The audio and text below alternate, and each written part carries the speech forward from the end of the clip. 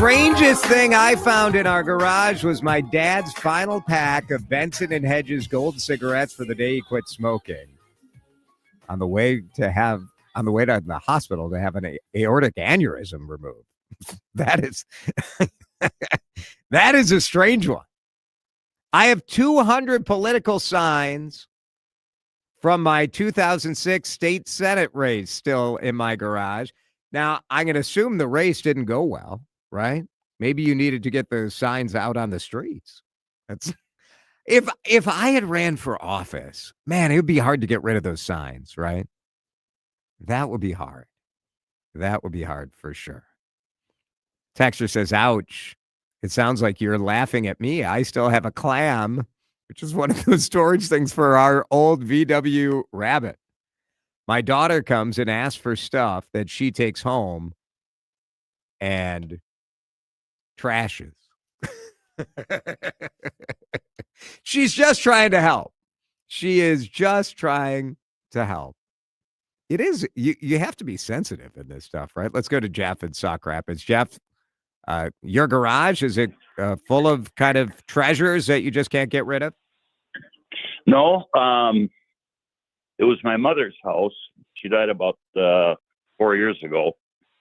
My dad had passed probably 8 years prior, so she's, let's just say she's unsupervised for quite a while. Yep. They had a big house, and she apparently couldn't get rid of anything. So I ended up inheriting the house, which means that I had to, get it saleable. There was one big room down in the basement that had everything in it from mason jars, 2 console TVs, rolls of carpet, and all kinds of other unidentifiable stuff. Yeah. By the time I rented a 24-foot U-Haul, hired 2 guys to carry all that crap out, and paid the tipping fee at the refuse, $1,700. Oh my goodness.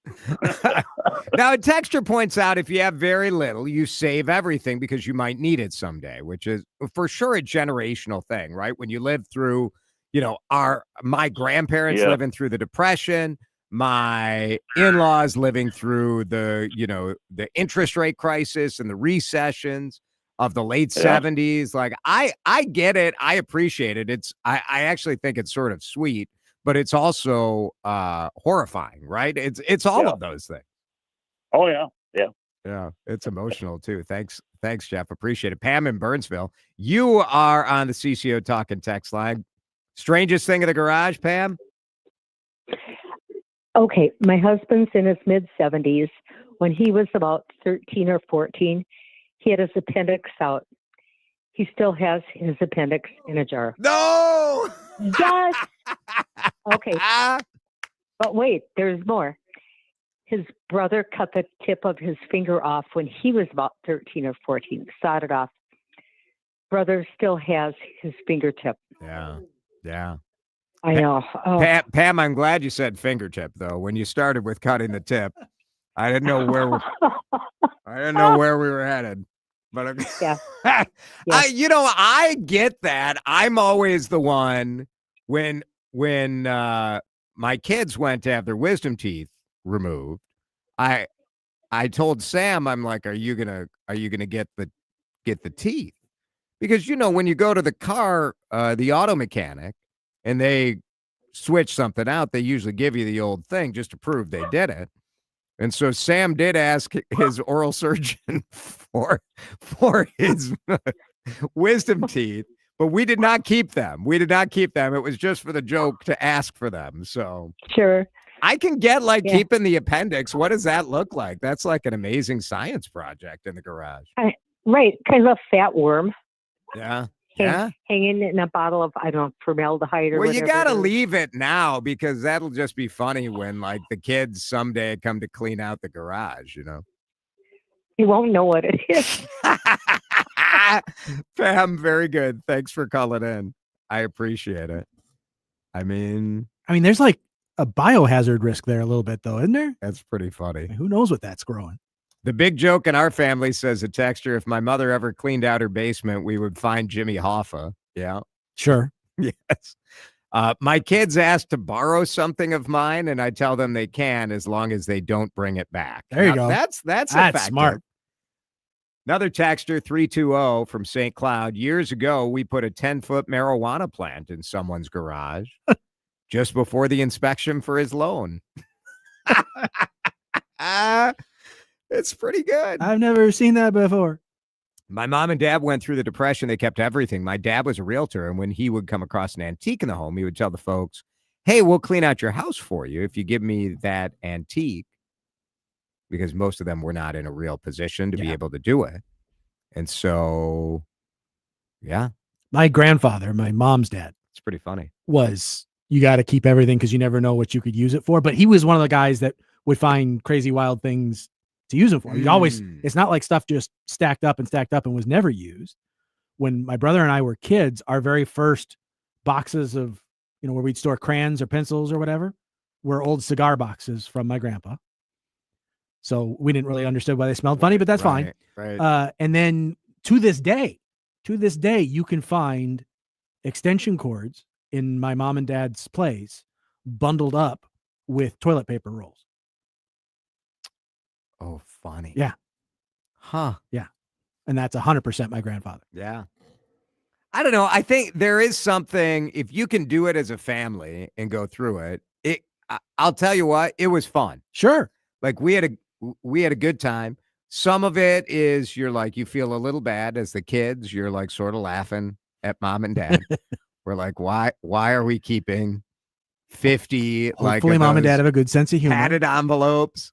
But, and then when you're done, you're like, did we do anything? Did we clean it up? It's just, but the same is true of my basement. Like, I don't know what all is down on the shelves down there. There's some stuff in my apartment right now. I'm guaranteed.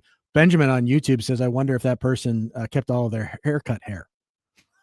When I was in college, people have a hard time grasping this now. Yeah. But when I was in high school and college, I had a full on, sweet 90s mullet. And it drove my dad insane. He hated that haircut so much, but he would, he's not going to tell us we can't have it, but he was very clear how much he didn't like it. So when I finally got sick of it, and I probably wore it for a year longer than I might have otherwise, just because it drove him nuts. And when you're a teenage kid, that's all you really want to do is drive your parents crazy. Of course, yeah. So when I finally got sick of it and decided to have it cut off, one of the guys on the dorm floor that I was living on cut everybody's hair because we were all broke college kids, right? And he could actually do it and make you not look like ridiculous. Right. So I had them cut it off, the back part of it, the back mullet part of it. But I had somebody get like a sandwich bag. And so that when they cut that mullet hair off, they caught it in the sandwich bag so that I could save it. And then the next time my family came out to visit me at college, I'm like, hey, Dad, I got a present for you. And I flipped him.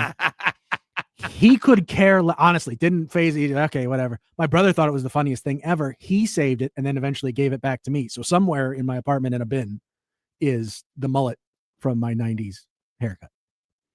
That's so good. That's so good. These texts are so great. When cleaning out the garage, we found our old hockey skates. My brothers had a big bag of weed in it. It's so good, right?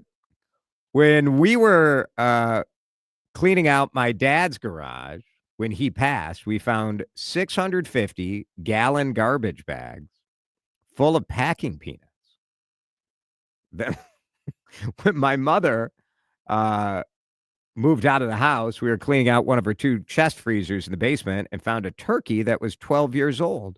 My mom was angry at me when I said I was going to throw it in the garbage because she said I could make soup out of it. Oh my gosh.